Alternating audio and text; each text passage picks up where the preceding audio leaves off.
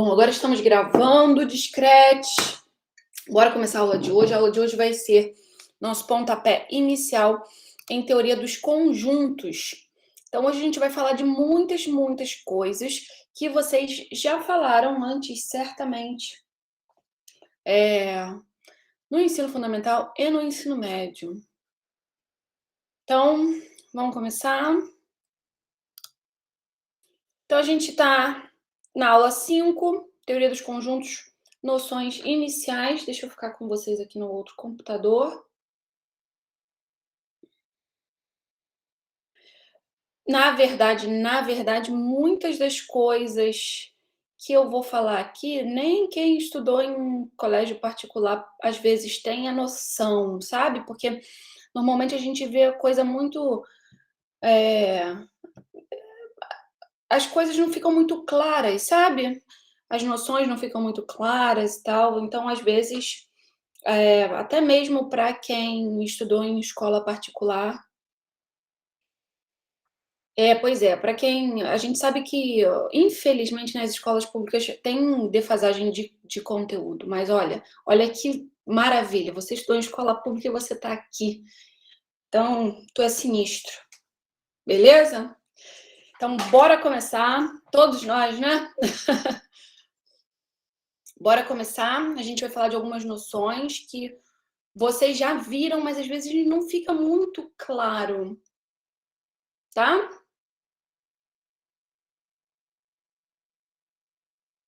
Eu sei, eu nunca estudei em escola pública não, mas já tive muitos alunos aí que estudaram em escola pública, sei o quanto que é difícil. Mas bora lá. A gente vai falar das noções iniciais de teoria dos conjuntos, vamos falar de conjuntos importantes, propriedades de conjuntos e operações com conjuntos, tá? Bom, então, em teoria dos conjuntos, a gente tem 3 noções que a gente não precisa definir. São as noções primitivas. A primeira dela é a noção de conjunto, que é uma noção do nosso cotidiano, né? Então, conjunto é uma coisa que não tem definição, é uma noção primitiva, tá bom?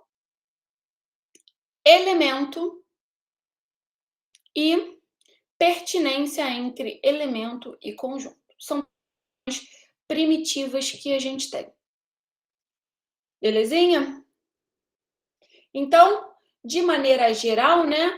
A gente sabe que um conjunto ele é um agrupamento, ele é uma coleção de objetos distintos. Por exemplo, conjunto das vogais, conjunto dos alunos de MD, conjunto dos professores do DCC, conjunto dos números naturais, conjunto dos meses com 30 dias, conjunto dos números ímpares, certo? Em cada um desses conjuntos, né, como é que a gente fez o agrupamento desses elementos, né? A gente fez o agrupamento dado que esses elementos satisfazem alguma determinada propriedade, ok? Então, eu coloquei lá no conjunto número 1 apenas as letras que são vogais. Eu coloquei no conjunto 2 apenas os alunos de MD, que no caso são vocês. Eu coloquei no conjunto 3, eu, Adria, o Zamit, o Biratã, Duarte, Braida, já esqueci, a Juliana, Natália, Lígia, Bruno, Daniel, Ricardo. Tá faltando ainda, gente. Foi mal, desculpa aí. Leandro e Marcel. Coloquei todos esses caras aí. Por quê? Porque esses são os caras que fizeram um concurso e passaram lá para serem professores do Departamento de Ciência da Computação. Eu falei do Zamit, foi um dos primeiros. Somos 14 professores. Conjunto dos números naturais. Eu coloco todos os números, né, que satisfazem ao fato de serem números naturais. Então, tem aquelas propriedades lá do conjunto dos números naturais, que a gente não vai entrar aqui nesse contexto, né? Mas então eu pego todos os caras que satisfazem essas propriedades e coloco. que a gente também pode observar é que alguns desses conjuntos a gente consegue enumerar todos os elementos, como, por exemplo, as vogais, os alunos de MD, os professores do ECC, mas o quarto conjunto a gente já não consegue, ok? Conjunto dos meses com 30 dias, a gente também consegue enumerar todos esses elementos. Conjunto dos números ímpares, não conseguimos, a gente consegue explicitar alguns deles, ok? Beleza? Então, cada objeto que satisfaça, né, essa propriedade, ou seja, que componha o conjunto, ele é chamado de elemento do conjunto. Então, aqui, ó, tá faltando tá errado, né? 1, 2, 3, 4. O 3 aqui, no caso, são os conjuntos dos professores do DCC, que são aqueles que eu já enumerei para vocês, tá? Beleza? Então, observem que esses dois conjuntos aqui, ó, eles são infinitos, né? Como vocês já sabem, né, que existem conjuntos onde a gente pode explicitar todos os elementos, consegue enumerar os elementos, e tem conjuntos que a gente não consegue. Bom, então, formalmente, a gente precisa que essa definição dessa propriedade, né, de quem pertence ao conjunto esteja bem definido, para que, de fato, aquilo seja um conjunto. Então, eu preciso conhecer bem, saber dizer bem quem é que está nesse conjunto e quem é que não está. Por exemplo, se eu pegar esse conjunto C aí, esse conjunto C é o conjunto das pessoas altas. Todo mundo concorda comigo que ser uma pessoa alta é relativo?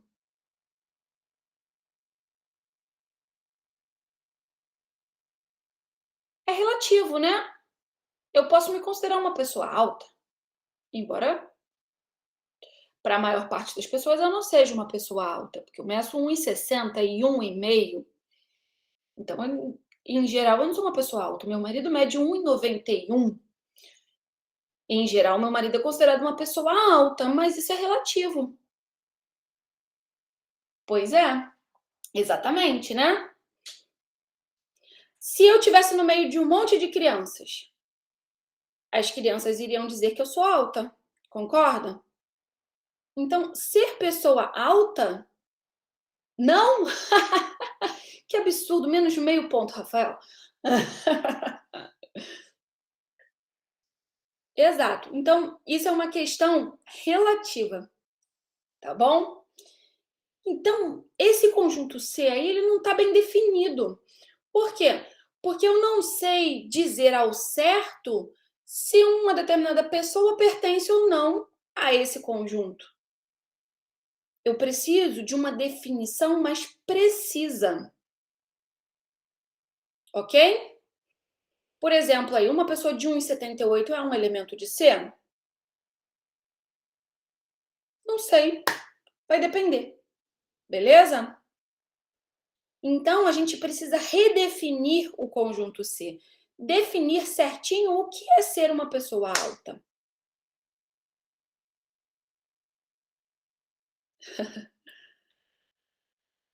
Então, por exemplo, se eu disser que o conjunto C é o conjunto das pessoas com pelo menos 1,77 m, essa pessoa de 1,78 m, ela vai estar, né, dentro desse conjunto. Ok? Beleza? Eu não estaria nesse conjunto aí, nesse caso. Tranquilo? Bom, então a gente diz que um elemento, ele pertence a um conjunto, certo? A relação de pertinência é relação entre elemento e conjunto. Muito provavelmente, alguns de vocês, né, vou até mudar o meu discurso, alguns de vocês já ouviram falar nisso, né? Um objeto pertence a um conjunto se ele for elemento desse conjunto. Relação de pertinência é sempre entre elemento e conjunto. Elemento e conjunto, pertinência. Ficou claro isso?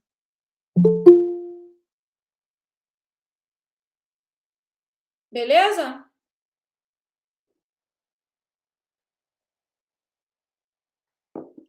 Então, se você está pegando um elemento e olhando para um conjunto, você vai utilizar a relação de pertinência. Tranquilo? O objeto 5 pertence ao conjunto dos números ímpares, ok? Por quê? Porque ele é elemento desse conjunto.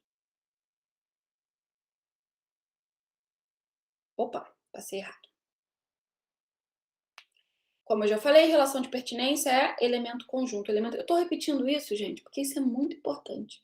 Agora, né, parece meio estranho eu ficar repetindo isso, elemento conjunto, mas a gente vai ver que a gente pode complicar um pouquinho isso, tá bom?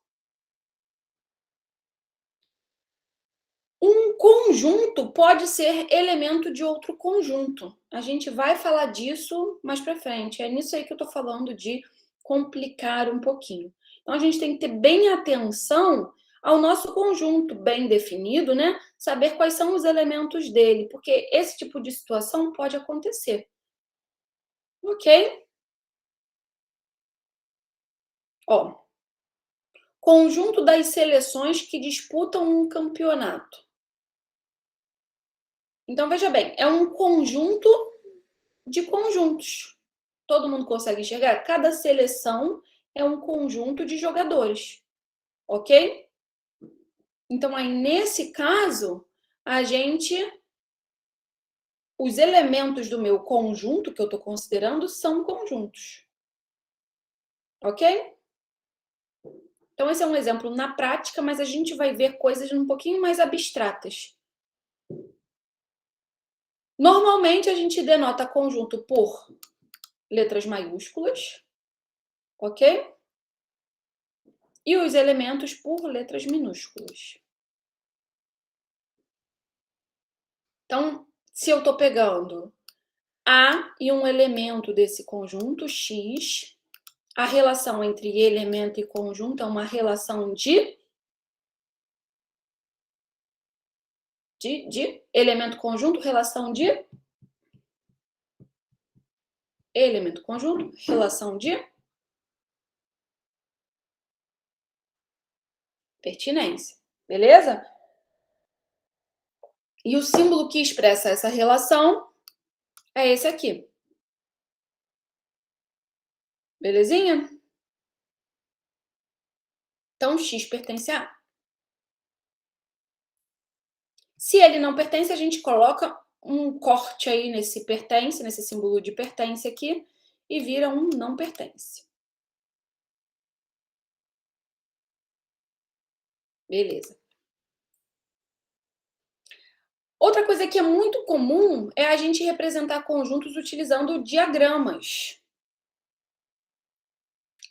O círculo representa o conjunto e os pontos interiores representam os elementos desse conjunto. Então, por exemplo, temos aqui um diagrama que representa o nosso conjunto.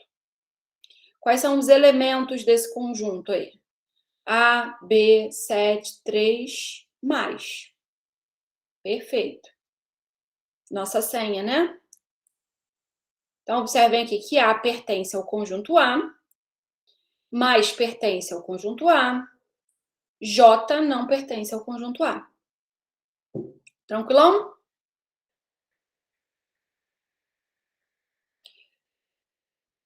A gente pode descrever um conjunto de algumas formas. Uma delas é enumerar os elementos desse conjunto. Ou ainda, a gente pode descrever um conjunto utilizando a propriedade que os elementos desse conjunto vão ter que satisfazer. Ok? Então, quando a gente enumera, a gente escreve o conjunto, por exemplo, o conjunto das vogais entre chaves e voilá, A-E-I-O-U, entre chaves. Conjunto dos números naturais. Bom, a gente poderia colocar uma boa parte dos números naturais aqui, 1, 2, 3, 4.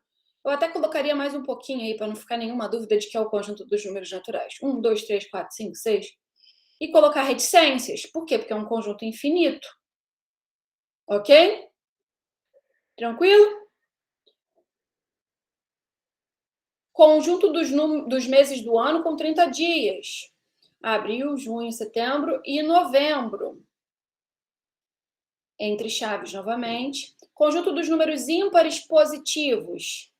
Então, consigo enumerar também 1, 3, 5, 7 reticências. Novamente, um conjunto infinito. Ok? Mas eu também posso descrever o meu conjunto através da tal da propriedade característica dos elementos. Então, por exemplo, A é igual os x's tais que x tem a propriedade P. Então, A é o conjunto dos elementos x, tal que ou tais que x tem a propriedade P.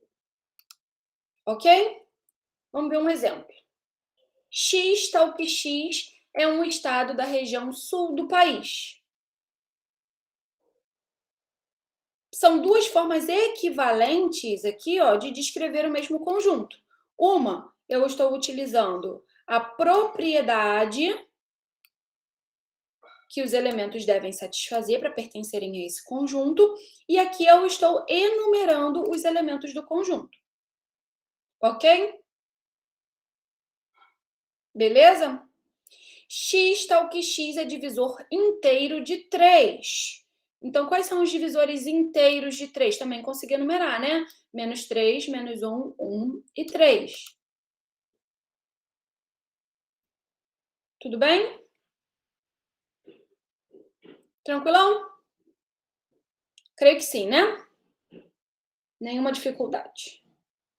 Bom, aí a gente passa para alguns conjuntos importantes. Por exemplo, o conjunto unitário. Como o nome já diz, é um conjunto que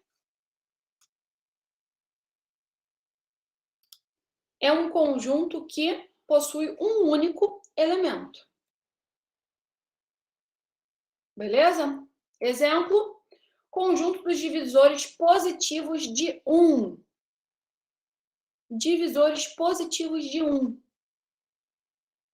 Quem é que divide o 1 e é positivo? 1. Apenas o 1. Então, observem que aí eu estou descrevendo esse conjunto unitário, né, pela propriedade. Mas eu também posso enumerar. E aí, como só tem um elemento, eu sei que esse conjunto é um conjunto unitário. Conjunto dos estados brasileiros que fazem fronteira com o Uruguai. Alguém sabe isso?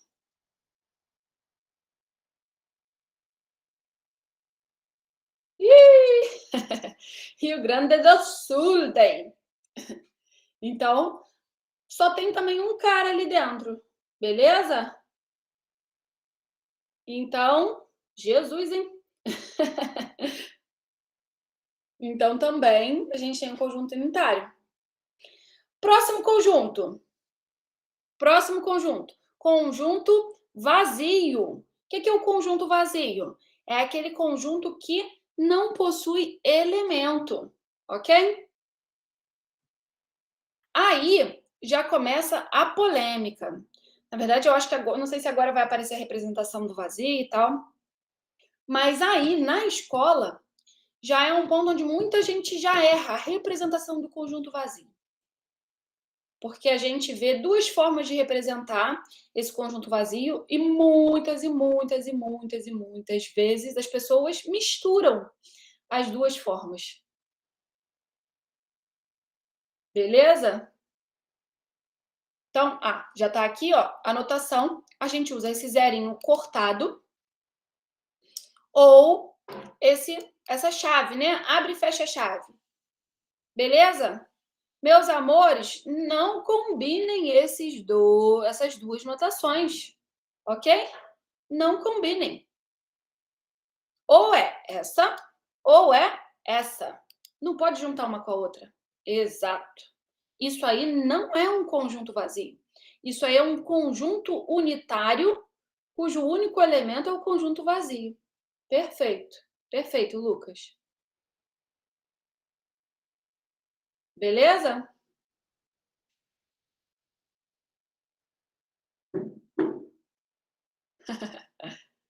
Ok? Tudo bem, Wesley, sem problema. Então, o conjunto vazio, a gente tem essas duas notações, tá bom? Ou o zero cortado, ou a chave vazia, né? Sem ninguém lá dentro. Exemplo, x tal que x é diferente de x. Quais são os elementos desse conjunto?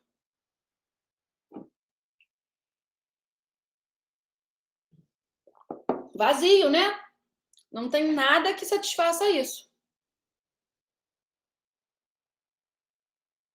Então, esse conjunto é vazio. X tal que x é ímpar e múltiplo de 2.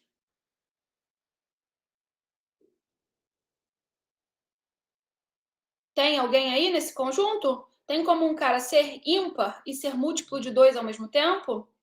Não, né? Se o cara é múltiplo de 2, ele é par. Não tem como um cara ser par e ímpar. Então, ele é vazio também. Voilá, a observação que a gente estava acabando de falar, né? Essa representação aqui não é a representação do conjunto vazio. Isso é o conjunto unitário, cujo elemento é o conjunto vazio. Lembra que conjunto pode ser elemento de outro conjunto? Então. Tranquilinho? Alguém vai errar isso? Espero sinceramente que não. Eu também. Talvez não é uma resposta possível, Lucas. Talvez Luiz Felipe. Talvez não é uma resposta possível. Ninguém vai errar isso, ok? Nem maybe. Nem outras línguas. Não adianta variar as línguas. Tranquilo? Me prometam. Quero uma promessa. Eu não vou errar isso. Não, eu quero uma promessa. Tá bom? Então, isso não é anotação de conjunto vazio. Isso é o que mesmo? Isso é um conjunto unitário, cujo único elemento é o conjunto vazio. Show? Bom, conjunto universo. O que é o conjunto universo? X tal que x é igual a x? É o conjunto. Todos os elementos pertencem num determinado contexto. Beleza? É o conjunto que engloba todo mundo. Ok? Tô tentando acompanhar o chat aqui, mas ele vai evoluindo rápido. Tranquilo? É o conjunto lá, o universo. Imagina aqui no nosso universo, né? Então. Mas aqui a gente fixa, né, dentro de um mesmo contexto. Então, por exemplo, todas as soluções reais para uma equação. O nosso conjunto universo aí, nesse caso, é o conjunto de números reais. E vocês devem lembrar, né, que isso faz muita diferença na hora de você resolver uma equação, por exemplo.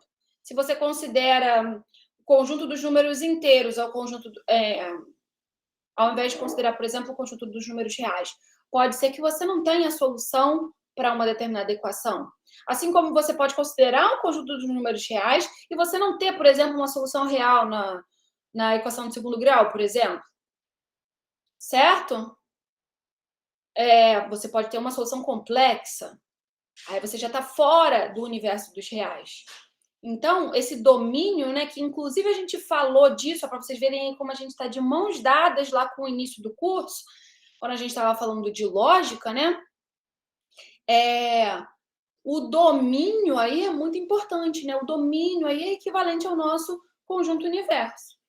É onde estão, em qual universo que a gente está, em qual domínio que a gente está, com quem que a gente pode contar aí para resolver os nossos problemas, tá bom?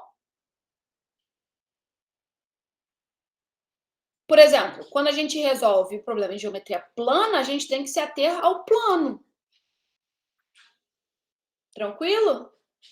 A gente não pode pensar numa coisa 3D, beleza? Num sólido, ok?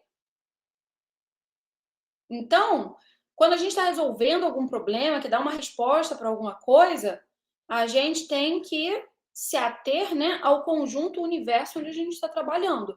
É ele que vai dizer quais são os possíveis elementos que vão participar da nossa resposta, da nossa solução do nosso problema. Tá? Professora, então o contexto do conjunto universo, por exemplo, em dois conjuntos, sei lá, uma interseção entre dois conjuntos, seria todos os números dos dois conjuntos? Depende do que você está trabalhando. Por exemplo, pode ser que esses dois conjuntos sejam conjuntos específicos. Por exemplo, você pode pensar em todos os números assim. Todos os números naturais, por exemplo. E aí você pega os múltiplos de 2 e os múltiplos de, sei lá, falem, os múltiplos de 2 e os múltiplos de 3. De 3. Vai ter uma interseção ali, certo? O meu universo está no conjunto dos números naturais. Se eu tivesse no conjunto dos números inteiros, já teriam outros elementos nessa história, né? Então, entendi. Vai depender aí de onde você está, tá bom? Pode ser que não sejam números, pode ser que você esteja pensando num contexto menos matemático, talvez do seu cotidiano. Então, pode pensar em conjuntos de pessoas ou conjunto de disciplinas, por exemplo, do TCC, e disciplinas, por exemplo, que estão no mesmo horário. Não sei, conjunto de disciplinas que tem o mesmo professor, pensar em interseção, né? Então, vai depender do seu contexto, tá? Qual é o universo. O que eu quero agora? Qual o conjunto... Ah, tá.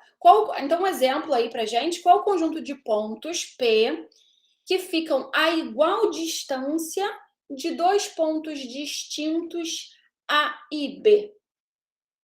Alguém lembra disso? Então, isso vai depender, né? Vai depender do quê? Do universo onde a gente está trabalhando. Por exemplo, se o meu universo for uma reta AB, a reta que passa por esses pontos aí, A e B, o conjunto procurado é um único ponto ali, que está a igual distância de A e de B. Deve ter um desenho. Perfeito? Tranquilo? Mas e se não for uma reta? Se for um plano que contém esses dois pontos? Aí a gente tem a mediatriz do segmento AB. Ok? Qualquer ponto, né, que estiver sobre essa reta aqui vai ter igual distância de A e de B. Ok? Então, a resposta para um determinado problema, normalmente, na maior parte dos casos, ela vai depender do seu conjunto universo. Então, quando a gente vai descrever o conjunto através da propriedade, é importantíssimo a gente dizer em que mundo que a gente está.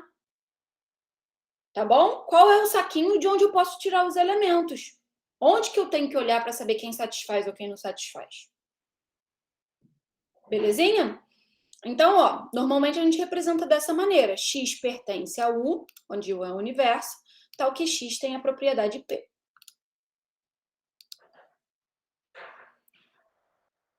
Bom, seguindo. Conjuntos iguais. Vou perguntar a vocês. Quando é que dois conjuntos são iguais? Quando eles têm os mesmos elementos? Perfeito, né? Se eu digo que A e B são iguais, é porque todo elemento de A está em B e todo elemento de B está em A.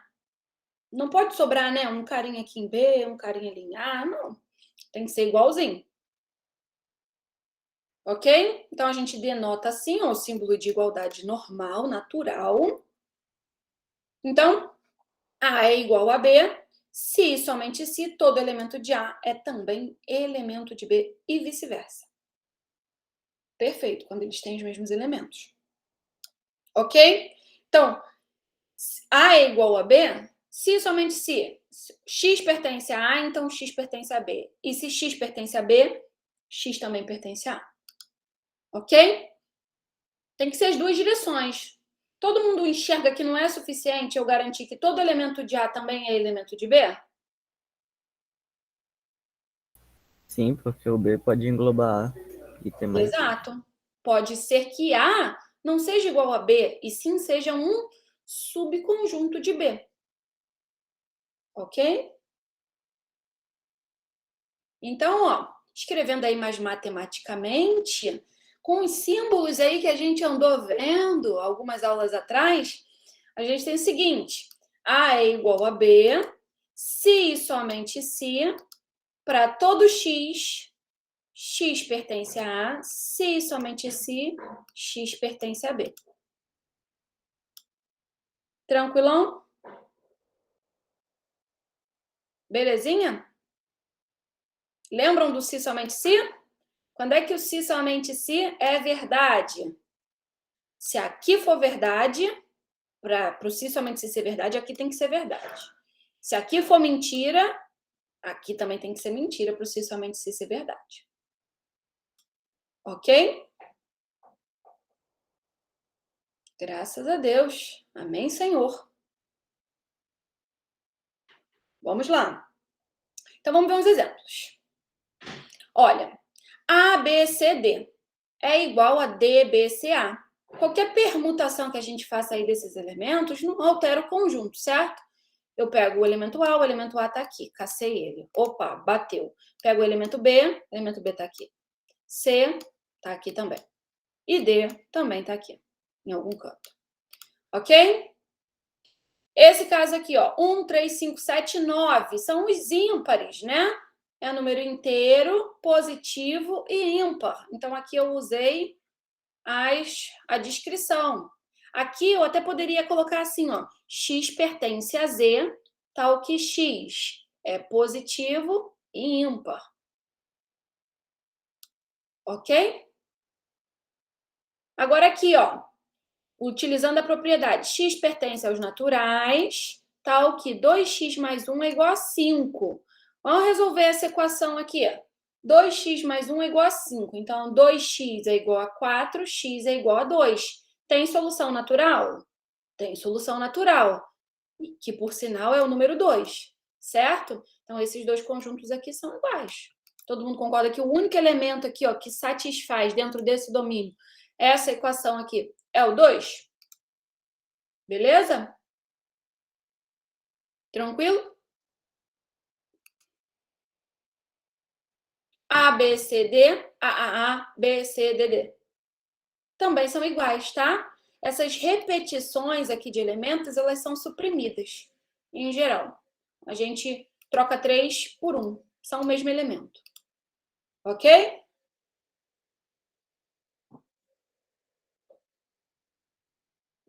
Se o A não for igual a B, a gente usa o símbolo de diferente, que vocês já estão carecas de saber.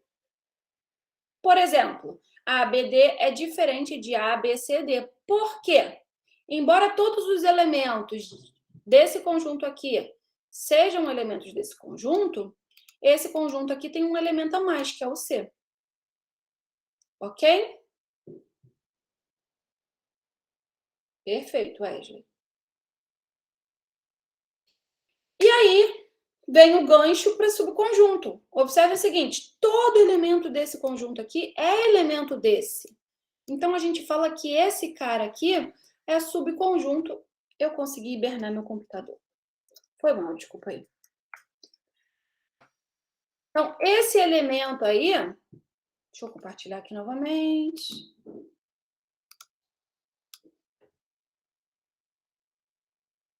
Compartilhando. Voltando. Então, ó, como todos os elementos desse cara aqui são elementos desse conjunto aqui, a gente sabe que esse cara é subconjunto dele. Ele está inteiramente contido aqui dentro do B. Ok? Então, A é subconjunto de um conjunto B, se somente se todo elemento de A é também elemento de B. Ok? Então, usando a notação aí do diagraminha, a gente tem um conjunto A inteiramente contido ali. Todo cara que tiver aqui está no círculo grande. Então, A está contido em B. Esse vai ser o símbolo que a gente vai utilizar para estar contido. E B contém o A.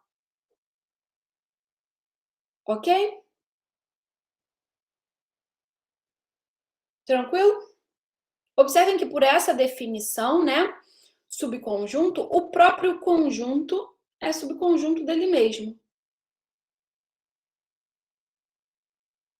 Pensa assim, ó, o A aqui, ó, ele se encaixa no B, o símbolo aponta. Sempre para onde o cara se encaixa, para onde você pode colocar um dentro do outro.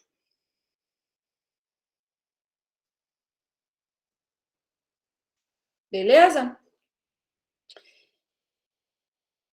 Então, o símbolo sempre aponta para onde você consegue encaixar. Tranquilo? Bom, então, o próprio conjunto pode ser subconjunto dele mesmo. No caso, pode ser não, é subconjunto dele mesmo. Porque observa que o próprio conjunto satisfaz essa definição aqui, né? Pega o conjunto A. Todo elemento de A é elemento de A. Certo? Então, A é subconjunto dele mesmo. Tranquilidade? Então, A está contido em B, se somente se, para todo x, se x pertence a A, então x pertence a B. Olha que conexão, discretos. Olha a conexão com as aulas anteriores. Pensa numa coisa bonita. Lembram que a gente falou disso na aula passada, da diferença do se então, ó, eu tô olhando lá dentro do meu domínio, e agora eu tenho que procurar os caras que pertencem a A. Peguei os caras que pertencem a A, e aí eles também vão ter que pertencer a B. Lembram das generalizações que a gente falou na aula passada? Olha a conexão, que coisa graciosa. Ai, ai. Bom, vamos lá. Depois vocês vão ver a importância de discreta na vida de vocês, tá? Bom, tranquilo? Todo elemento de A é elemento de B. Bora lá. Ó, AB, esse conjuntinho, está inteiramente contido aqui nesse, certo? Por quê? Porque A é elemento desse e B é elemento desse. Como eu falei, ó, AB está contido em AB. Certo? Então, o conjunto está contido nele mesmo. E x, tal que x é inteiro e par, está contido em x, tal que x é inteiro. Todo mundo concorda com isso? Belezinha? Aqui eu peguei um conectivo, fiz uma restrição ali com duas propriedades, certo? Então, o cara tem que ser inteiro e par. Obviamente, ele está contido no conjunto dos números inteiros. Belezinha? Quando não é subconjunto, o que a gente faz? A gente coloca um traço ali naquele símbolo que a gente vai utilizar. Então, ABC não é subconjunto desse cara aqui. Por que ele não é subconjunto desse cara? Porque existe, né, um carinha aqui, ó, que não está aqui nesse conjunto. Isso não encaixa. Perfeito. X tal que x é inteiro e par. Não está contido em x tal que x é inteiro e primo. Todo mundo concorda? Inteiro e par, 2, 4, 6. Primo, só o 2 que vai bater, certo? Nenhum outro, porque todos os outros pares são múltiplos de 2, ou seja, não são primos. São compostos. Ok?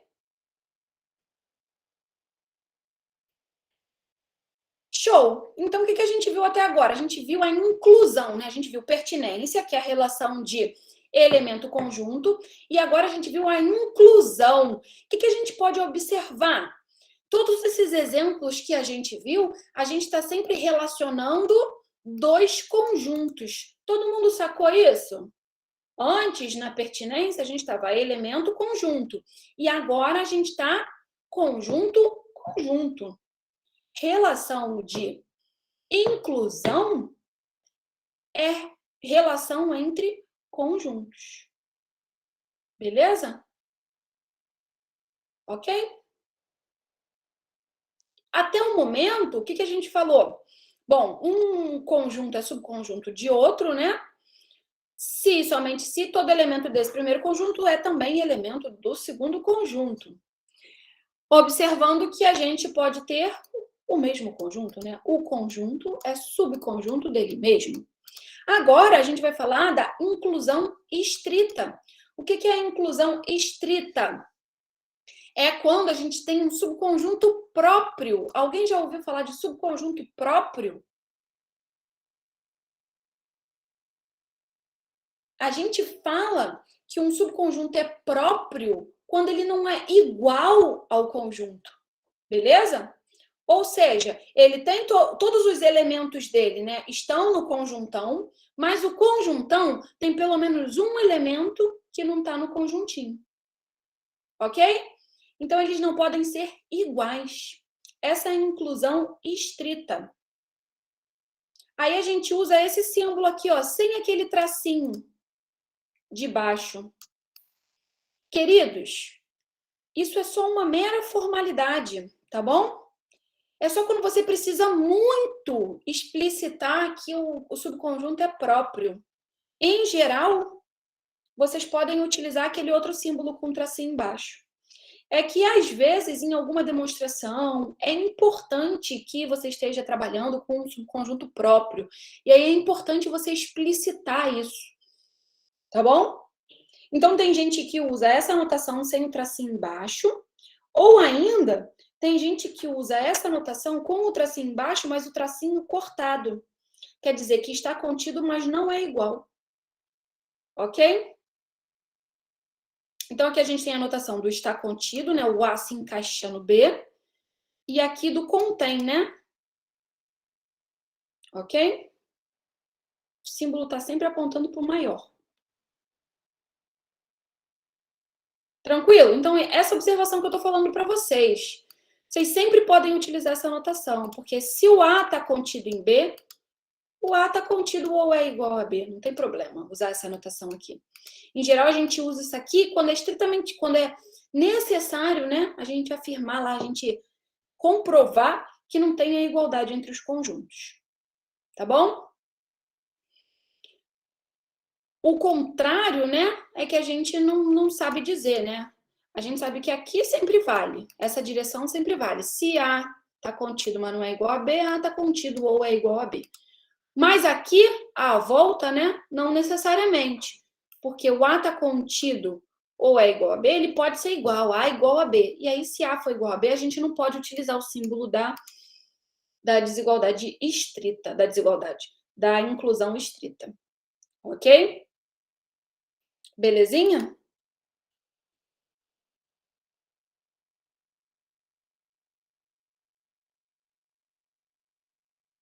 Bom, vamos voltar aqui para a gente saber quem é essa 1. Tá aqui, ó.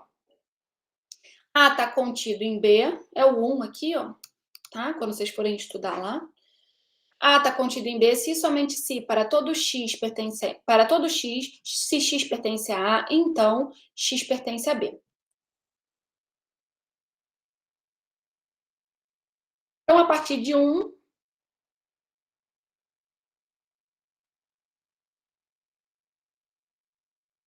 o que a gente sabe, né?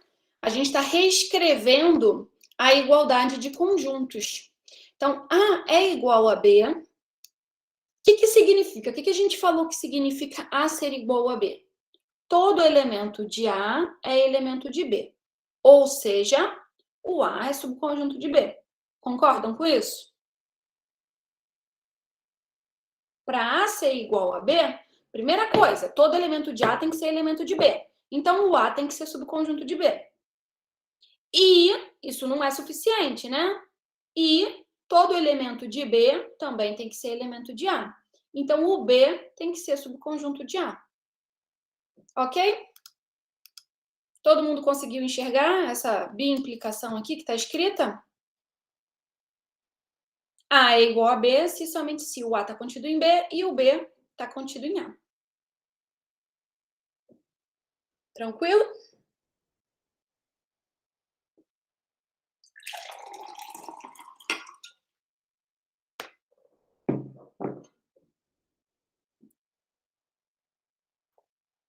Como eu já falei para vocês, a inclusão é sempre entre conjuntos. Elemento não está contido em conjunto. Elemento pertence a um conjunto. Todo mundo entendeu isso? Relação entre elemento e conjunto é relação de...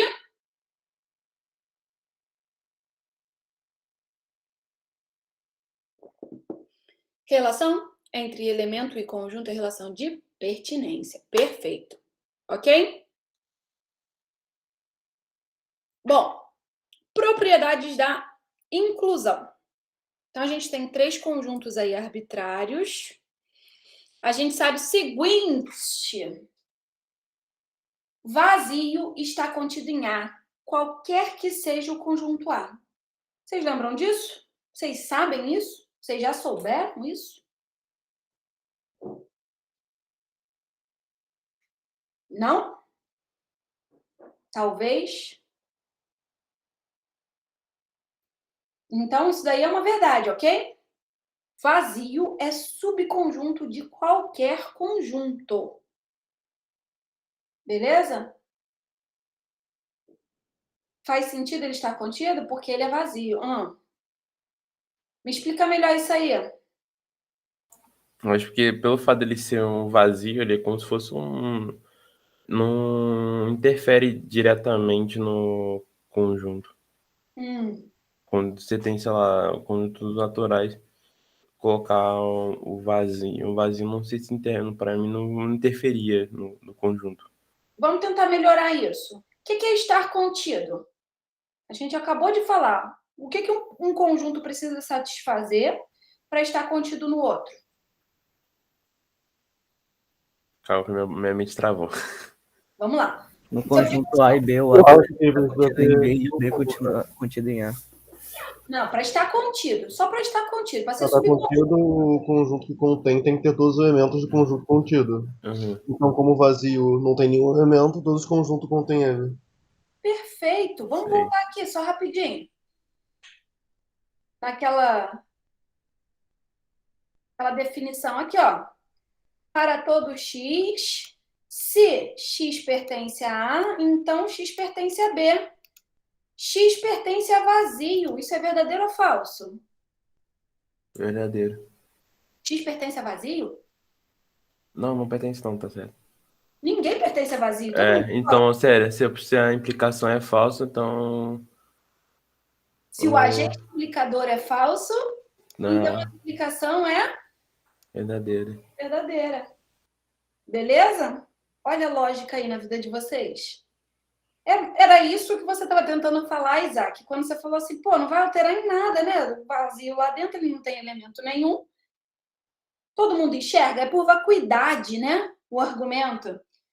Para o cara ser subconjunto do outro, todo elemento dele tem que ser elemento do conjunto.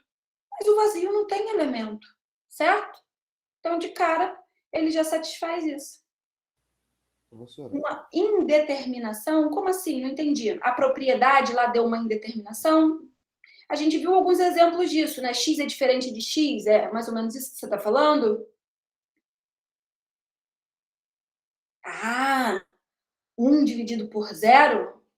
Aí nesse caso eu não sei nem pensar como é que a gente escreveria esse conjunto aí, né? Pensaria nos limites da vida.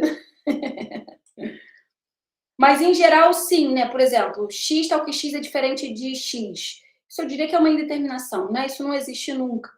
Então, Acho que é mais ou menos isso que você está me perguntando. Tenta bolar aí alguma coisa. Professora, A divisão não existe. mas o vazio também tá num conjunto vazio, né? Sim, ele é subconjunto de qualquer conjunto. Aí, então, se escrevermos aquela fórmula lá do conjunto, abrir o conjunto e colocar o vazio dentro, não seria a mesma coisa?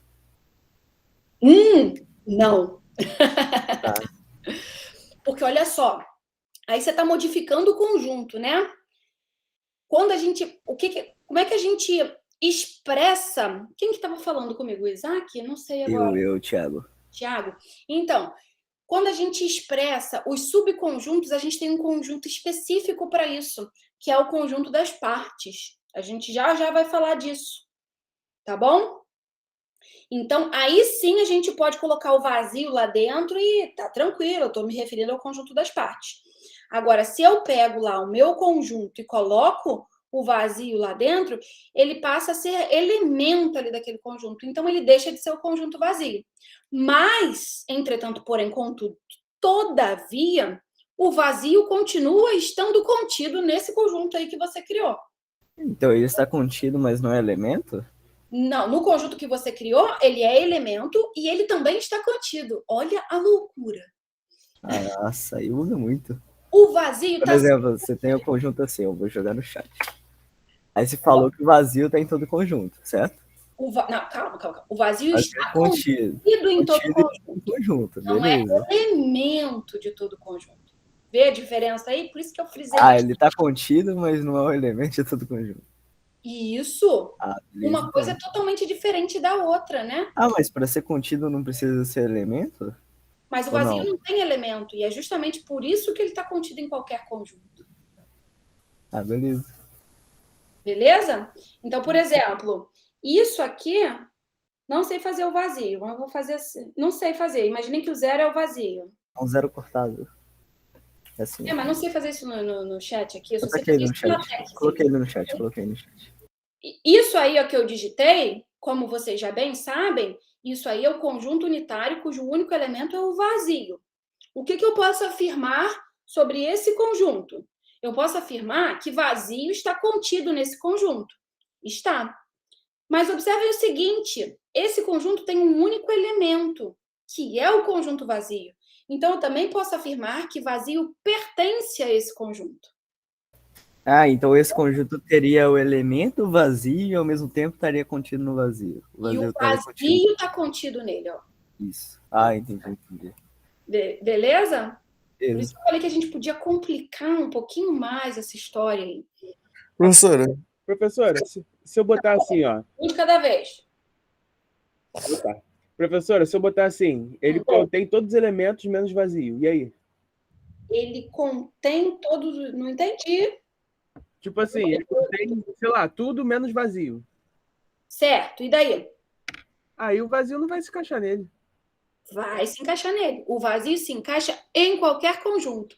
Por quê? Porque o vazio não tem elementos. Se ele não tem elementos, essa expressão aqui, ó, que a gente... Esse sim, então, ele é sempre verdadeiro. Porque o que diz esse sim, então, aqui, ó? Todo X que pertence ao conjunto vazio também tem que pertencer a B. Mas não tem ninguém dentro do conjunto vazio. Então, isso daqui automaticamente é falso. O que acontece com um sim, então, quando o agente implicador é falso? O sim, então, é verdadeiro. Beleza? Então, o vazio é subconjunto de qualquer conjunto. Ele não é, como você está falando aí, elemento de qualquer conjunto. É isso que vocês estão confundindo. Ser subconjunto não é ser elemento. Ser elemento é aparecer lá dentro do conjunto. Quando você enumera o conjunto, né, os elementos do conjunto, o vazio vai aparecer lá dentro. No seu caso, você está pegando todo mundo menos o vazio. Então, ele não é elemento, mas ele está contido. Então não é o vazio, mas o conceito de vazio. É o conjunto vazio. O conjunto vazio está contido em qualquer conjunto. Como é que se justifica isso? Porque essa é a definição de inclusão. Ó. Todo elemento para um conjunto está contido no outro, todo elemento do primeiro conjunto tem que ser elemento do segundo conjunto. Por que para o vazio isso sempre vai valer? Porque o vazio não possui elementos. Se ele não possui elementos, isso aqui é falso. E falso implicando em qualquer coisa é verdadeiro. Então, a gente satisfaz isso aqui. Beleza? Isso é verdadeiro. Então, o vazio é subconjunto de qualquer conjunto. Entretanto, ele não é elemento de qualquer conjunto. Ser elemento é pertencer, é estar lá dentro do conjunto, como elemento. Beleza? Vamos ter exemplos aí. Acredito que vai ficar mais claro. Ok? Então, deixa eu voltar para onde eu estava, que eu já não sei mais onde eu estava. Tá. Então, essa é a primeira propriedade. O vazio está contido em qualquer conjunto, independente de qual conjunto seja. Ok? Ele é subconjunto de qualquer conjunto. Segunda propriedade. A está contido em A. Ou seja, lembra? A gente já falou dela, né? Um conjunto é subconjunto dele mesmo. Ok? Por quê? Porque todo elemento daqui é também elemento daqui. Ok? Isso é o que a gente chama de reflexividade. Aqui, A está contido em B e B está contido em A. Já falamos disso também, né? Se A está contido em B e B está contido em A, a gente pode afirmar, então, que A é igual a B. Tranquilo? A está contido em B, então todo elemento de A é elemento de B. B está contido em A, então todo elemento de B é elemento de A. Isso implica na igualdade. Ok? Antissimetria. E para, não sei se é para finalizar agora, vamos ver. A está contido em B e B está contido em C. Vamos lá. Todo elemento de A é elemento de B. E todo elemento de B é elemento de C. Todo mundo concorda, então, que o A está contido em C? Sim? Beleza? Ó. Todo mundo de A está no B, mas todo mundo de B está no C. Então, vocês concordam que todo mundo de A também está no C? Não, não necessariamente, né? Só tem uma direção aqui, ó. Todo mundo de A está no B. Não sabemos se A é igual a B, mas sabemos que todo elemento de A está no B. Sabemos que todo elemento de B está no C. Inclusive, pode ter uns caras a mais do que o A. Mas isso já é suficiente para me garantir que todo elemento do A está no C. E isso, o C pode ser maior do que o A. O B pode ser maior do que o A. O C pode ser maior do que o B. Ok? E isso aqui é a transitividade. Ok? Beleza? Então, o que foi polêmico aqui foi isso aqui, né? É o normal. Isso é sempre polêmico. Ainda mais quando a gente tenta explicar, né, o porquê. Normalmente, isso... é isso, pronto, e acabou. Mas, pelo conteúdo que a gente viu em lógica, né, a gente já consegue justificar o item 1. Bom, conjunto das partes, como eu falei. Normalmente assim porque sim. Conjunto das partes. O que é o conjunto das partes? O conjunto das partes é o conjunto de todos os subconjuntos de um conjunto. Então, agora sim, queridos, o vazio vai sempre aparecer nesse conjunto. Por quê? Sempre vai ser elemento desse conjunto. Por quê? Estou tomando lá um conjunto A, qualquer. Não sei qual é, não sei quais são os elementos. É o conjunto A qualquer. Mas o que eu sei? Eu sei que o vazio é subconjunto de qualquer conjunto. Como aqui eu estou fazendo a coletânea, né? De todos os conjuntos, de todos os subconjuntos de um determinado conjunto, o vazio sempre vai estar lá presente. Então, sempre que vocês forem escrever o conjunto das partes de um conjunto, comecem com o vazio. Ele sempre vai estar lá. É uma dica para vocês nunca esquecerem de colocar o vazio. Começa logo por ele, que aí você não esquece mais. Ok? Então, conjunto das partes de A. Aqui esse parênteses está errado, tá? Esse parênteses deveria estar fechando aqui o A. Conjunto das partes de A são os x's conjuntos, certo? Por isso que está maiúsculo. Tais que o x está contido no A. Lembrando que relação de inclusão é sempre entre conjuntos. Vamos lá. Esse conjunto I é um conjunto unitário, cujo único elemento é o elemento A. Belezinha? Deixa eu ver se tem resolvido aí. Tem. Então, vamos escrever o conjunto das partes de A. Vamos começar por quem que eu já dei a dica?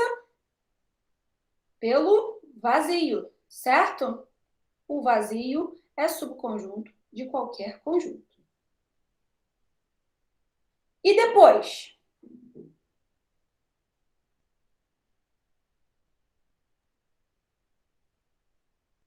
Qual é o outro subconjunto? O próprio conjunto, certo? Quando a gente só tem um elemento, o nosso conjunto das partes sempre vai ser esse, ó. Belezinha? É o conjunto vazio e o conjunto unitário A. Atenção às chaves. Depois não venham me dizer, professora, só errei uma chave. Faz toda a diferença. Tá bom? Essa chave aqui indica que é o conjunto cujo único elemento é o A. Beleza? E o conjunto das partes, ele é composto por conjuntos. Ele é um conjunto cujos elementos... Opa, meu Deus! Cujos elementos são conjuntos. Ok? E agora, se eu aumentar aí, for para AB, me digam vocês quem vai ser o conjunto das partes. Seria o vazio A e B? O vazio. O A e o B eu não entendi o que você quer dizer explicitamente. Seria o unitário A, o unitário B e também o AB. Perfeito. Beleza? A gente tem que pensar em todas as combinações possíveis. Então, ó, vocês concordam que se eu pegar o conjunto unitário A, ele é subconjunto desse conjunto aí? Perfeito, Lucas. Se eu pegar o conjunto unitário B, só tem o B lá dentro, ele também é subconjunto, certo? E se eu pegar o conjunto todo, AB, ele também é subconjunto desse cara. Então, ele tem que participar do conjunto das partes. Beleza? Então, ó, vazio tá sempre aqui, gente, não esqueçam isso. Unitário A, unitário B e o que tem os dois elementos. Pode esquecer as chaves? Não, não pode esquecer as chaves. Próximo. A, B, C. Agora temos 3. E aí? Aí seria o vazio, o A, o AB, o AC, o B, o BC e o C. E depois o ABC. Lindão, né? Acho que foi isso que você falou.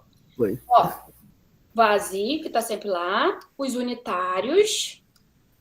Depois, as combinações 2A2, AB, AC, BC. E, por fim, o conjuntão. Meus amores, dá pra gente contar a quantidade de elementos desse conjunto das partes? Vocês conseguem? Contar como assim? É o máximo de subconjuntos? Qual é esse número? 3, 4, 5, 6, 7, 8? Será que tem uma expressão? Ó, aqui, esse primeiro aqui, a gente tinha um elemento aqui dentro e o meu conjunto das partes tem 2, né? Aqui com 2 elementos. Quantos elementos tem meu conjunto das partes? Ai! Ai, eu sempre faço. Tem 1, 2, 3, 4. Certo?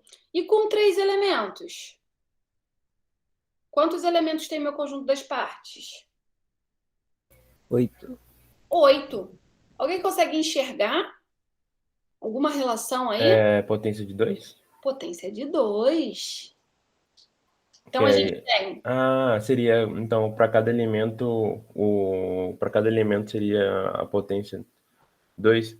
Quando tem um elemento, 2 elevado a 1. 2 elementos, 2 elevado a 2. 3 elementos, 2 elevado a 3. Isso aí. Agora, será que a gente consegue justificar isso? Por que isso está acontecendo? Por que é 2 elevado à quantidade de elementos?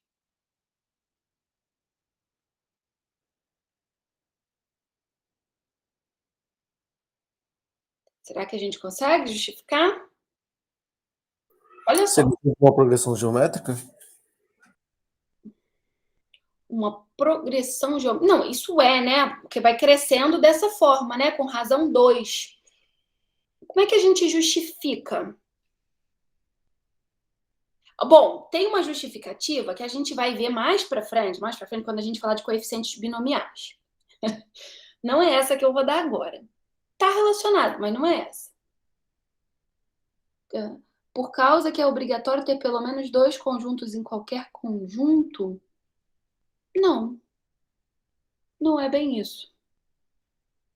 Vamos pensar o seguinte, ó. O que é o conjunto vazio? O conjunto vazio é, olha, eu olhei lá os meus elementos do meu conjunto A e não quis colocar ninguém no meu subconjunto. Concordam que é isso? Isso é o meu conjunto vazio que está aqui dentro. Não quero colocar ninguém. Então, eu tenho um conjunto que não tem elementos. Isso é combinatória purinha. Isso é uma justificativa combinatória que eu estou dando. Mas eu posso querer colocar o A em algum subconjunto. Vocês concordam? Por exemplo, eu coloquei o A aqui nesse conjunto. Vamos olhar aqui para onde eu tenho 2 elementos. O que é o vazio? O vazio é, olhei para todos os meus elementos e não quis nenhum. Gerei o conjunto vazio. O que é o conjunto unitário A?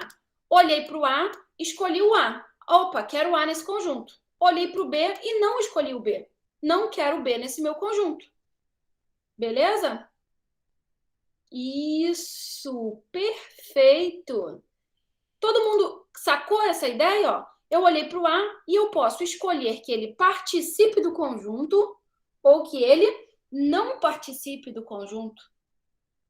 Nesse caso aqui, o A eu escolhi não participar e o B eu escolhi não participar. Por isso que eu tenho conjunto vazio. Nesse conjunto unitário A aqui, eu escolhi para o A participar e para o B não participar. No conjunto unitário B aqui, eu escolhi para o A não participar e para o B participar. E para esse conjunto aqui, eu escolhi para o A participar e para o B participar. Então, para cada elemento que eu tenho 2 possibilidades. Ou bem ele participa do subconjunto, ou bem ele não participa do subconjunto. Por isso que eu tenho 2 elevado à quantidade de elementos que eu tenho no meu conjunto inicial. Beleza? Então, aqui no caso, ó, esse cara aqui tem 2 possibilidades, esse cara aqui tem 2 possibilidades. Princípio multiplicativo, 2 vezes 2, 2 ao quadrado. Aqui, ó, com 3. Os 3 podem não participar, gera o conjunto vazio. Cada um pode participar individualmente, ou seja, o A participa, verdadeiro. O B não participa, falso, né? E o C não participa, também é falso para o C. Aí a gente gerou o conjunto A. Esse conjunto aqui unitário com o A. O A não participando e o C não participando, a gente gera o B. O A e o B não participando, só o C. Gera o C. Agora, o A e o B participando, mas o C não. Aí a gente gera o AB. Beleza? Então, para cada elemento aqui, a gente pode escolher que ele participe ou que ele não participe do subconjunto que a gente está montando. Então, a gente tem 2 possibilidades para cada elemento. pelo princípio multiplicativo, eu tenho n elementos, então eu vou ter 2 elevado a n. Pois é, importância de lógica na vida de vocês. Beleza?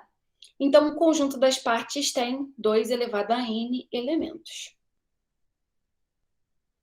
Então, tá escrito aí o argumento combinatório, tá? Que basicamente é isso, né?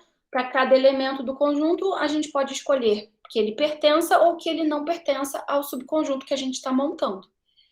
Fazendo todas essas combinações, a gente monta todos os subconjuntos de A. Belezinha?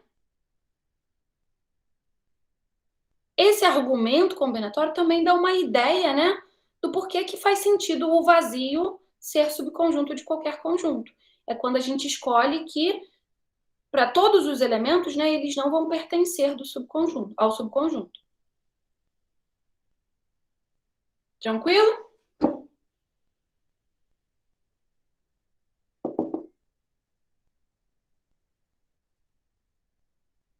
Continuemos, então.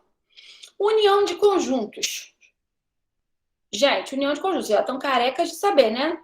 Tenho 2 conjuntos lá, vou fazer a união, eu vou considerar todos os elementos de A com todos os elementos de B. Isso vai ser o resultado da união de A com B.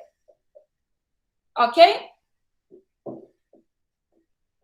Então, A união B, X tá o quê? X pertence a A ou X pertence a B. Olha a disjunção aí.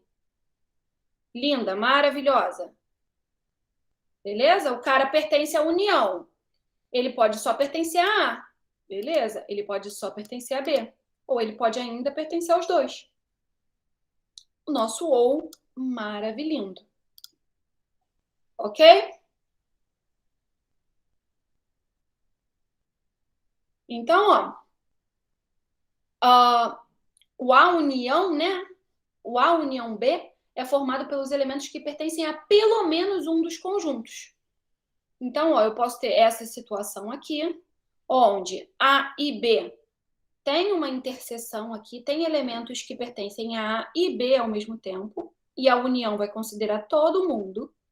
Eu posso ter o caso onde o A está inteiramente contido no B, e aí o A união B vai ser o próprio conjunto B.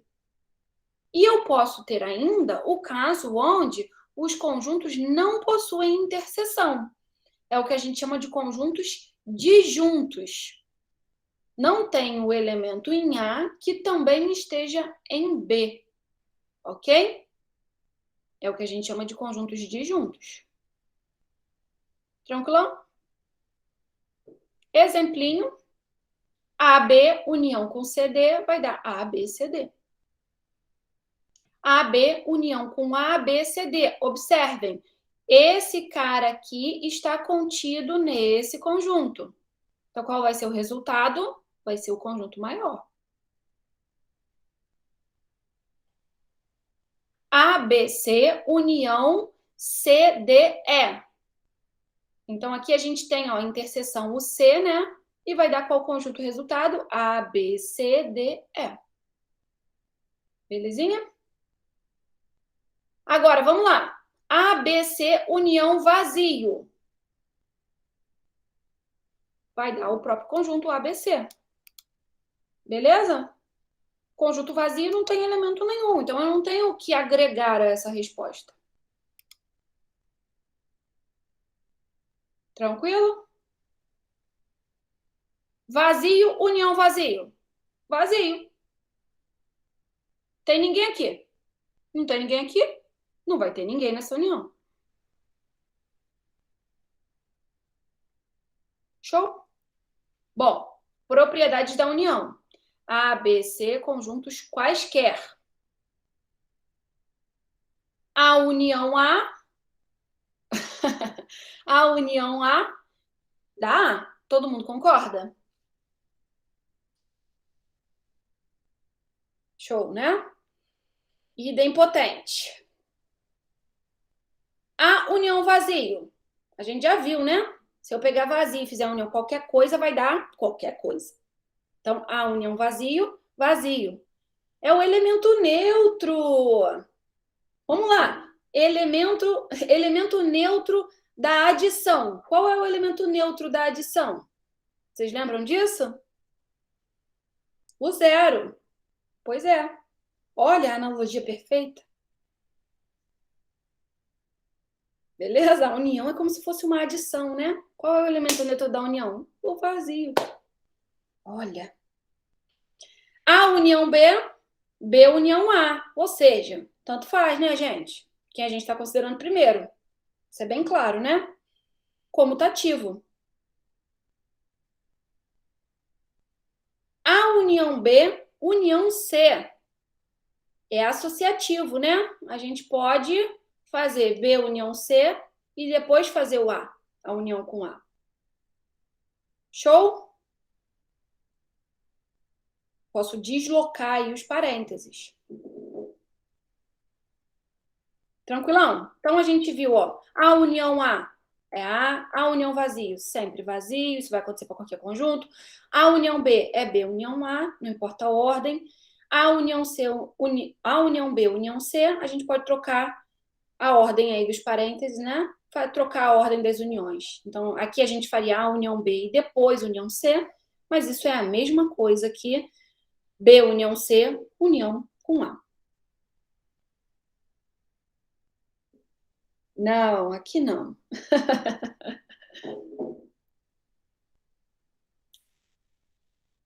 Bom, interseção. Interseção é o que está nos dois ao mesmo tempo. Então, a interseção B são os caras que pertencem a A e pertencem a B. Lembram quando a conjunção ela é verdadeira? Ela só é verdadeira quando satisfaz esse e satisfaz esse. Então, tem que pertencer a A e ao B ao mesmo tempo. Diferentemente lá da união, né? A união bastava pertencer pelo menos a um dos dois. Era um ou. Tranquilo? Então, ó, é o que está achurado aqui, né? Observa nessa situação, esses elementos aqui, ó, num azul mais claro, né? Que estão achurados, essa é a interseção de A com B, é um elemento que pertence a A e um elemento que pertence a B ao mesmo tempo. Quando o A é subconjunto do B, todo interseção, enquanto que na união, né, todo o B era união. E quando eles são disjuntos, não há interseção por definição. Então, a interseção é um conjunto vazio aí nesse caso. Ok? Então, dois conjuntos são disjuntos quando a interseção é vazia.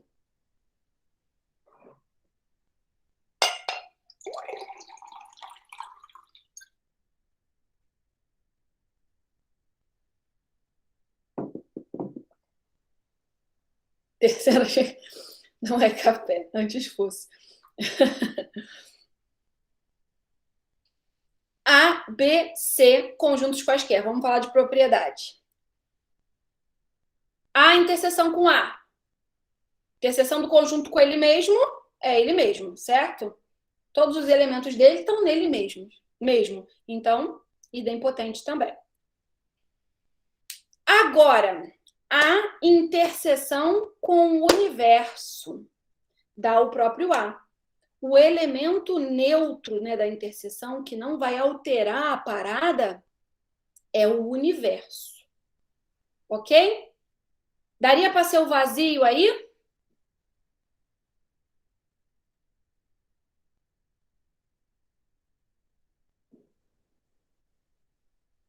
A interseção com o vazio? Eu acho que sim, porque o vazio está contido no A também. Então ele daria aquele a interseção do próprio A. A interseção vazia é igual vazio, porque o único elemento presente nos dois é o próprio vazio. Perfeito. Exato. Ok?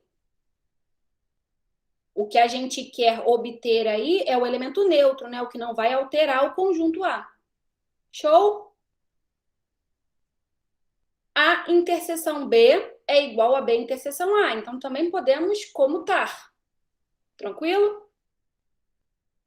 A interseção B, interseção C, também podemos fazer a associatividade aí, certo? Eu posso trocar ali a ordem. Então, eu posso fazer primeiro B interseção C e tomar a interseção com A. Ok? Então, associativo. Professora, pode ser sem parênteses? Tipo, A interseção B, interseção C? Pode. Ah, tá. Obrigado. Tá? Bom, conjuntos disjuntos, como eu já falei para vocês, a interseção é vazia. Vocês vão esquecer isso? Vamos lá, repetindo comigo. O que são dois conjuntos disjuntos? São conjuntos cuja interseção é vazia. Tranquilidade? Disjuntos, vazia. Interseção, vazia. Interseção, vazia.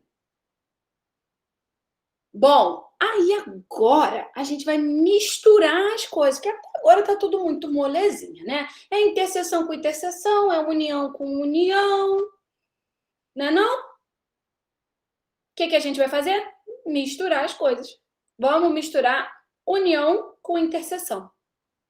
Então, agora a gente tem A, B, C, conjuntos quaisquer. E aí a gente vai misturar essas duas operações, ok? Vamos lá? A união, A interseção B. Eu vou para a mesa digitalizadora, né, gente? Porque eu não quero... Vocês estão vendo aí, né? Estavam vendo coisa de outra turma. Então, vamos lá. Já esqueci do que eu queria fazer. Espera aí, deixa eu voltar aqui. O que era que eu queria fazer? Mesa digitalizadora. Não. Eu não sei o que eu vou desenhar. Entre A e B.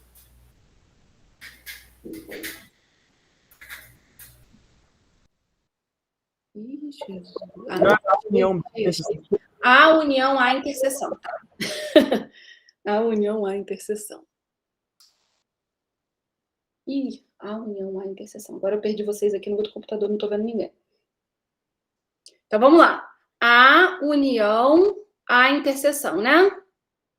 Era isso que a gente queria. Uma forma da gente ver bem o que está acontecendo é a gente pegar e representar usando o diagrama de Venn. Ok? Então, vamos lá. Vou seguir a ordem aqui dos parênteses, certo? A interseção B. Deixa eu chamar esse cara de A, esse cara aqui de B. A interseção B dá isso aqui, certo? Agora eu vou fazer a união do A com isso. O que vai dar? Eu tenho que adicionar, né, todos os elementos que estão em A. Então, eu tenho que adicionar todos esses elementos aqui. Ora, isso com isso aqui dá o próprio A. Ok?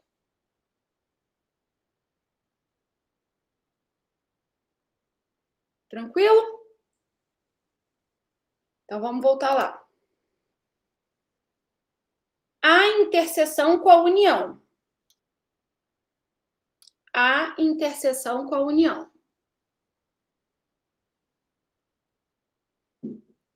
Então, vamos lá.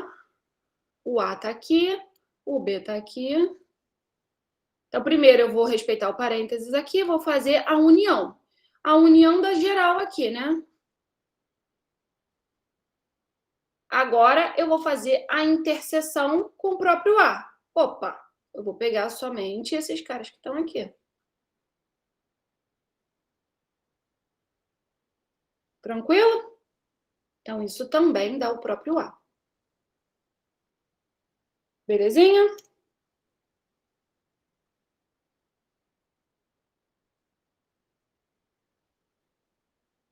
A união B interseção C. Olha o que está acontecendo aqui, gente. A união com a interseção. Observem o seguinte, apareceu o terceiro conjunto aqui, né? Então, ó, vai acontecer a distributiva, ó. A união B, inter, a união C. Ok? Gente, só fazendo uma relação com o que a gente viu em lógica, né? A gente já viu que a definição desse operador aqui, união, É um ou, né? É o ou lá da lógica que a gente tinha. E a definição desse operador aqui, que é o operador de interseção, é o e. Vocês lembram que valia essa distributiva do ou sobre o e do e sobre o ou? Beleza? É basicamente a mesma coisa que acontece aqui. Tá bom? Vocês provaram essa equivalência lá naquele exercício lá, que eu passei várias equivalências para vocês provarem. Então, vamos só ver aqui no diagrama, tá?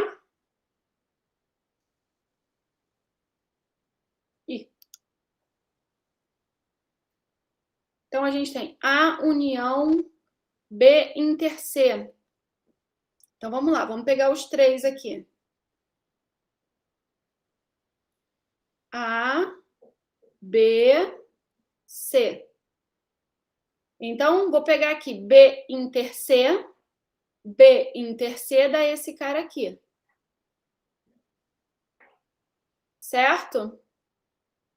E aí, eu vou fazer a união com o A disso. E aí, vai dar o quê? Eu vou pegar todo mundo aqui que tá no A. Então, eu vou pegar esses caras aqui também.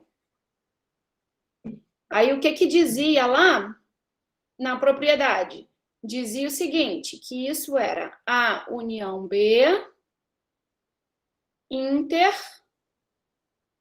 A união C. Procede? Vamos fazer aqui, ó, o lado direito. A, B, C. A união B vai dar geral aqui de cima, certo? A união C vai dar... Vou fazer separado. Vamos lá. A união B.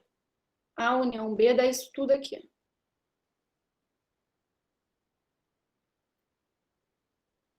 Certo? A união C.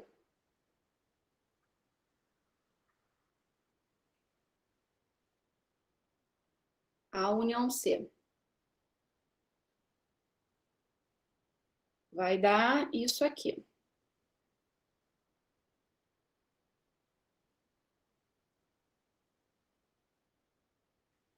Agora, a gente pega a interseção dessas duas coisas. Vamos lá. Onde que tem interseção? Do coral e do azul aqui. Esses elementos aqui, ó, que estão em B, mas não estão em C, eles vão sair, certo? E esses elementos aqui, ó, que estão em C aqui, ó, que não estão aqui, achurados, eles também saem. Então, o que sobra? Sobra esse pedaço aqui e o A inteiro.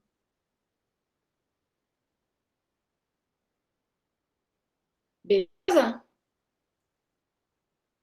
Ok? Então, bateu certinho. O diagrama de Venn, ele é excelente para a gente ganhar intuição. Por exemplo, vocês querem provar que alguma coisa é verdadeira ou falsa, que alguma identidade assim é verdadeira ou falsa. Faz primeiro o diagrama de Venn antes de ir para uma demonstração mais formal, pensando em propriedade, que a gente ainda vai falar disso. Por quê? Porque o diagrama de Venn, ele te dá uma ideia. Ele vai te dizer, na verdade, se é verdadeiro ou falso. E aí, partindo disso, você parte para a demonstração formal, né? Utilizando as definições que a gente viu dessas operações. Tá? Então, estou perdida aqui no computador. Então, vale a distributiva ali da união sobre a interseção. E também vale a distributiva da interseção sobre a união. Tá bom? Façam esse diagraminha aí de Venn no aconchego do lar de vocês. Belezinha? Assim como valia lá na lógica, quando a gente falou do ou e do e. Diferença de conjuntos. Vocês lembram de diferenças de conjuntos?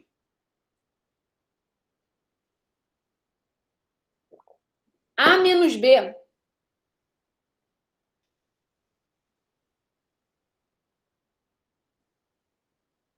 Eu ouvi isso uma vez na minha vida e depois eu nunca mais esqueci. diferença de conjuntos A menos B. Tudo que está em A, mas não está em B. É só isso. Isso aí, perfeito. Tudo que está em A, mas não está em B. Então, A menos B, X pertence a A e X não pertence a B. Ok? Então, aí, ó, quando tem interseção aqui entre eles, opa, foi mal. Tudo que está em A, mas não está em B. Então, eu tenho que excluir a interseção aqui da minha resposta. Quando o B está contido em A, está inteiramente contido em A, quais são os elementos que vão estar na diferença? Esses elementos aqui, ó, que estão na coroa. Ok? E quando eles são disjuntos, não tem interseção, é o próprio A. Ok? Belezinha? Simples assim. Então, diferença entre dois conjuntos. A menos B. Tudo que está em A, mas não está em B. A, B, C menos B, C, D, E. Tudo que está aqui, que não está aqui. É apenas o elemento A. Belezinha? Esse caso aí do 1 seria como esse aqui, ó. Eles têm interseção, né? A gente tira a interseção e os outros elementos que estão no B. Só sobra quem está apenas aqui no A. Show? ABC menos BC. Novamente, só sobra o A. Aí, observa que esse cara aqui está inteiramente contido no ABC. É o caso da coroa. AB menos CDEF. Observa que eles não têm interseção, eles são disjuntos. Então, a diferença é o próprio conjunto AB. AB menos ABCDE. Observa aqui, se eu tirar daqui esse conjunto, o A e o B saem. Ou seja, sobrou ninguém. Então, é o conjunto vazio. Ou seja, não tem ninguém que esteja aqui que não esteja aqui também. Tranquilão? Show? Posso seguir?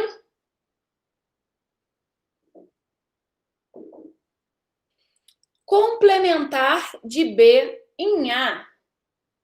Então, aqui, ó, a gente tem uma hipótese muito importante. Para a definição dessa operação de complementar de B em A, o B tem que ser subconjunto de A. Ok? Por quê? Porque eu quero saber o que falta ao B para ele chegar no A. Beleza? Ele tem que estar lá dentro. Ok? Por isso que é o complementar de B em A. É o que eu preciso adicionar ao B para ele chegar ao A. Tranquilo? Então, a gente denota assim, ó. Esse é o complementar de B em A, que é A menos B.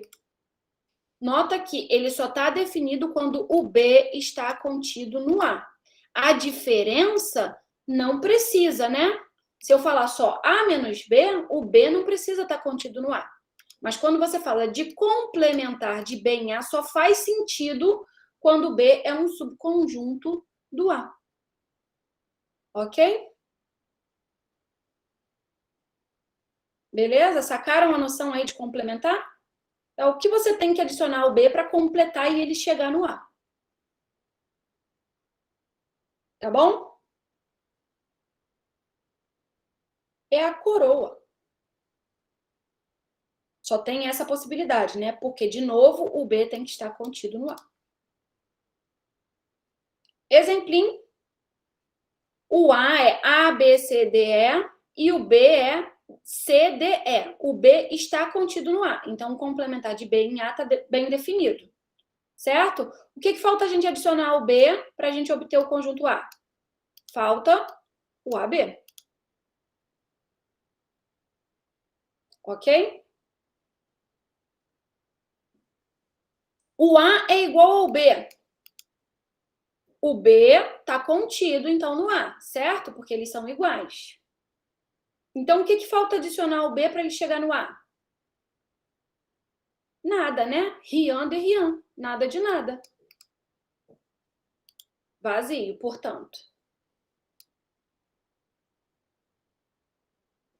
Agora, o B é o conjunto vazio. Opa!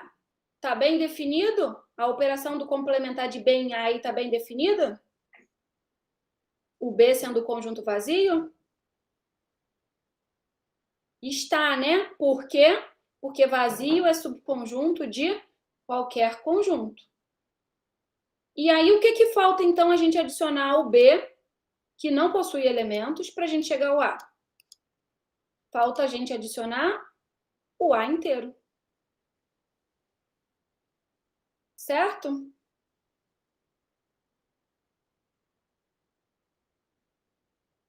Aí, quando a gente pensa, o A é aquele conjunto universo, beleza? É o conjunto geral que a gente está, do contexto que a gente está utilizando.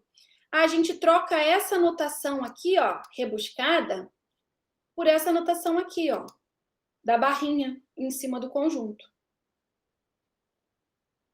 Beleza? Ok? Calma, qual o significado dessa barrinha? É a mesma coisa. Só que agora, ao invés de estar pensando no meu num conjunto A específico dentro do meu universo, eu estou pensando no conjunto universo todo. Então, tipo assim, quem é que está fora do meu conjunto B no meu universo? É basicamente isso que eu estou pensando quando é só essa barrinha. Imagina o seguinte, ó. O nosso universo é o universo menos B. Isso, é o universo menos B. Exatamente. A barrinha é o universo menos B. Imagina o seguinte, ó. O nosso universo é o conjunto dos números reais, tá? Aí, o nosso conjunto A é o conjunto dos números naturais. E aí eu tô pegando um conjunto B ali dentro do A, que é o conjunto dos números naturais pares. Beleza? Então, olha só. Se eu fizesse o complementar do A, que é o conjunto dos números naturais pares, em B, do B, perdão. Falei tudo ao contrário, né? Se eu fizesse o complementar do conjunto dos números naturais pares no conjunto dos números naturais, quem eu ia ter que adicionar para completar? Os ímpares. Os ímpares. Beleza? Agora, se eu tomasse, ao invés de tomar esse meu conjunto A, que é o conjunto dos números naturais, eu tomasse o meu universo, que é o conjunto dos números reais.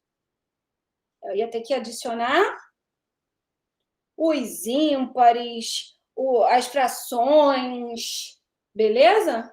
Os negativos, eu ia ter que adicionar uma porção de gente. Então, entenderam a diferença? O meu conjunto A pode ser um subconjuntinho ali do meu universo. Agora, quando eu estou trabalhando com o complementar de um determinado conjunto no universo inteiro, eu posso substituir essa notação aqui, que é mais rebuscada, por simplesmente a barrinha. Quando aparecer a barrinha, vocês já sabem que é o complementar do B com relação ao universo. Tranquilão? Beleza. Aí a gente tem as propriedades da complementação. Vai aparecer um montão de coisas. Não vai dar tempo da gente fazer o diagrama de Venn para essas coisas, para essas propriedades aqui.